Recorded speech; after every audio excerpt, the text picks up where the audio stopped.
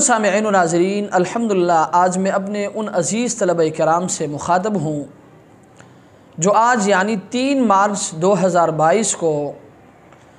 وفاق المدارس العربیہ پاکستان کے تحت اپنے سالانہ امتحانات سے فارغ ہو کر آج وہ اپنے گھروں کو جائیں گے۔ عزیز طلبہ، یقیناً آج کا دن آپ کے لیے بڑی خوشی کا دن ہے کہ آپ پورا سال اپنے گھر سے دور رہے، اپنے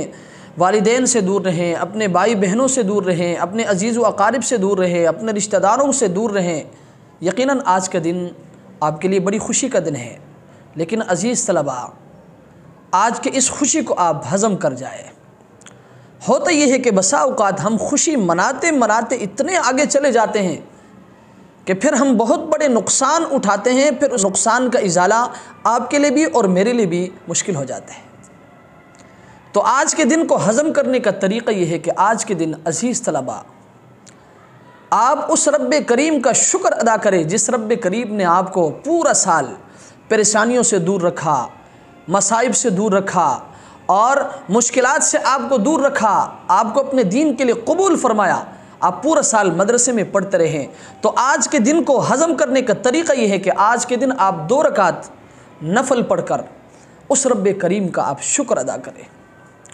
اور اس کے ساتھ ساتھ عزیز طلبہ، جب آپ مدرسے کے گیٹ سے باہر قدم رکھیں گے تو آپ نے مسنون دعاؤں کا بہت زیادہ اہتمام کرنا ہے۔ یقیناً پورا سال مجھے امید ہے کہ آپ اہتمام کرتے ہوں گے۔ اگر آپ نے اہتمام نہیں کیا، یاد آپ نے ضرور کیا ہوگا، تو عزیز طلبہ یاد رکھیں یہ آپ کے لیے ڈھال ہے۔ آپ نے الحمدللہ مدرسے میں پورا سال پڑھا، اپنے اساتذہ کے زیر تربیت رہیں، آپ نے بہت کچھ سیکھا۔ ہوتا یہ ہے کہ جب آپ مدرسے سے باہر نکلتے ہیں، لوگوں کی نظر لگ جاتی ہے، مختلف واقعات سامنے آ جاتے ہیں، مختلف پریشانیاں سامنے آتی ہیں۔ تو ان پریشانیوں سے، مصائب سے، مشکلات سے اپنے آپ کو بچانے کا ایک بہترین نسخہ یہ ہے کہ آپ نے مسنون دعاؤں کا اہتمام کرنا ہے۔ تو اللہ تبارک و تعالیٰ ان مسنون دعاؤں کی برکت سے آپ کو پریشانیوں سے، مصائب سے، مشکلات سے اللہ تبارک و تعالیٰ آپ کو دور رکھیں گے اور اللہ تبارک و تعالیٰ آپ کی حفاظت فرمائیں گے۔ عزیز طلبہ، اس کے ساتھ ساتھ جب آپ مدرسے سے نکل کر آپ اپنے گھروں کی طرف جائیں گے تو میری آپ سے انتہائی عاجزانہ اور مؤدبانہ گزارش یہ ہے کہ عزیز طلبہ، اس وقت آپ کے گھر والے، آپ کے رشتہ دار، آپ کے عزیز و اقارب، آپ کے دوست و احباب، آپ کے اڑوس پڑوس کے لوگ، وہ اس وقت آپ کے منتظر ہیں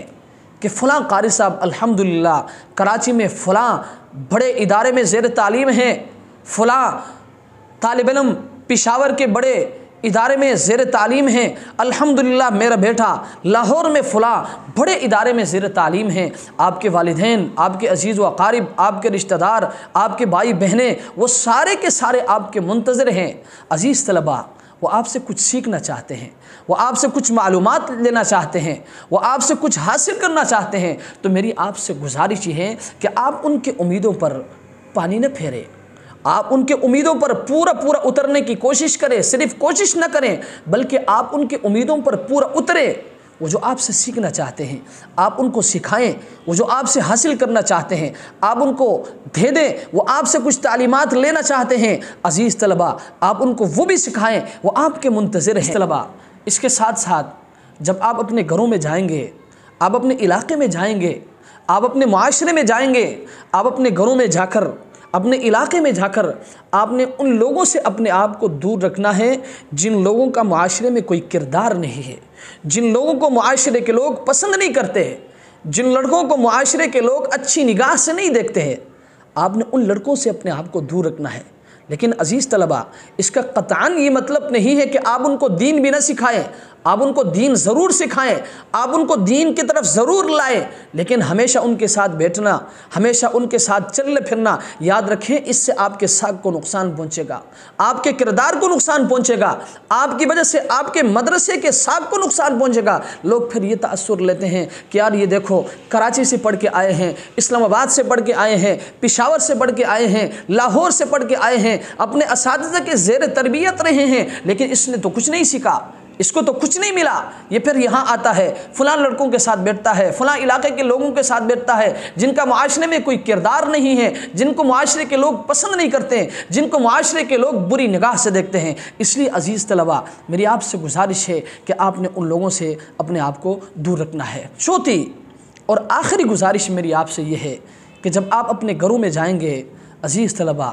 نمازوں کا آپ نے بہت زیادہ اہتمام کرنا ہے۔ ہوتا یہ ہے کہ جب ہم مدرسے میں ہوتے ہیں تو اساتذہ کے خوف سے یا مدرسے کے خوف سے نمازوں کا اہتمام کرتے ہیں اور بھرپور انداز میں کرتے ہیں، اور کرنا بھی چاہیے۔ اور الحمدللہ بعض طلباء نمازوں کا بہت زیادہ پابند ہوتے ہیں، الحمدللہ، اللہ کا شکر ہے۔ لیکن عزیز طلباء، جب ہم مدرسے کے گیٹ سے باہر قدم رکھتے ہیں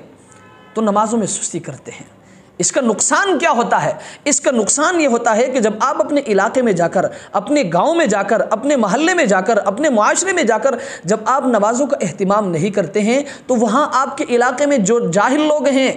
جو عوام ہیں، جن کو دین کا علم نہیں ہے، جن کو دین کی سمجھ نہیں ہے، وہ یہ سمجھتے ہیں شاید نماز کا نہ پڑھنا یہ کوئی اتنا بڑا گناہ نہیں ہے۔ کیوں بھائی؟ اس لیے کہ فلاں قاری صاحب دیکھو کراچی سے پڑھ کر آئے ہیں، فلاں مولوی صاحب دیکھو لاہور سے پڑھ کر آئے ہیں، فلاں قاری صاحب دیکھو اسلام آباد کے فلاں بڑے ادارے میں پڑھ کے آئے ہیں، فلاں قاری صاحب دیکھو پشاور کے بڑے ادارے میں پڑھ کے آئے ہیں، لیکن وہ نماز نہیں پڑھتا، وہ نمازوں کا اہتمام نہیں کرتا، فلاں قاری صاحب اہتمام نہیں کرتا، فلاں حافظ صاحب اہتمام نہیں کرتا، فلاں مولوی صاحب اہتمام نہیں کرتا۔ عزیز طلباء، اس کا نقصان یہ ہوتا ہے پھر وہ بھی نمازوں میں سستی کرتے ہیں۔ اس لیے میری آپ سے گزارش ہے کہ جب آپ نمازوں کا اہتمام کریں گے، آپ کی وجہ سے آپ کے ماں باپ نمازوں کا اہتمام کریں گے، آپ کی وجہ سے آپ کے بھائی بہنیں وہ نمازوں کا اہتمام کریں گے، آپ کی وجہ سے آپ کے اڑوس پڑوس میں رہنے والے مسلمان وہ نمازوں کا اہتمام کریں گے، آپ کی وجہ سے آپ کے محلے کے لوگ نمازوں کا اہتمام کریں گے۔ عزیز طلباء یاد رکھیں، جب آپ نمازوں کا اہتمام نہیں کریں گے، اس کا سب سے بڑا نقصان یہ ہوگا